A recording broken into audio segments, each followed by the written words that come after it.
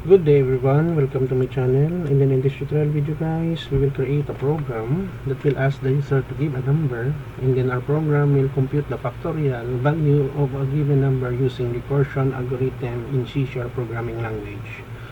Before we start, I would like to say thank you so much to all my viewers, supporters, subscribers in my channel. If you are new in my channel and then you like this video, please hit the like button. Don't forget to share and please support my channel guys by clicking the subscribe button.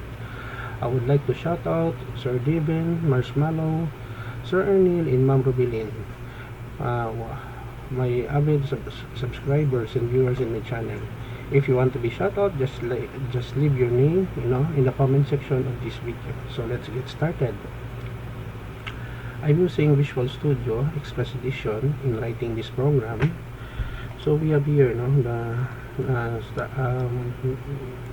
this one is auto-generated in Visual Studio, in C#. Static void main, it is a method that in every C# program, it is also auto-generated by the system, So this one, the title of our program, console write line title factorial a number using recursion in C#, give a number, and then int number, so when we say integer, it refers to a data type that is whole number, 0 including 0 without decimal value.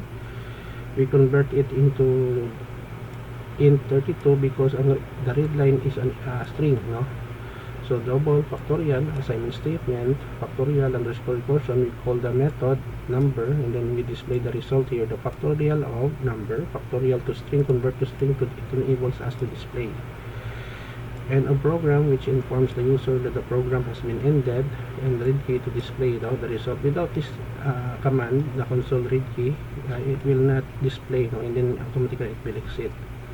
And then we have here the method public static double factorial underscore recursion int number. If number given by the user is 0, it is true, return the value 1. Return number multiply factorial recursion, it's calling itself, recursive or call here number minus 1, and then we close, our class, in C#. Don't worry guys, because I will put a link in the video description where you can download the complete source code for free in my two websites. Okay, so let us run. Okay, factorial a number using recursion in C#. Give a number, we have 5. The factorial of 5 equals 120, end of program. Another example, we have 8.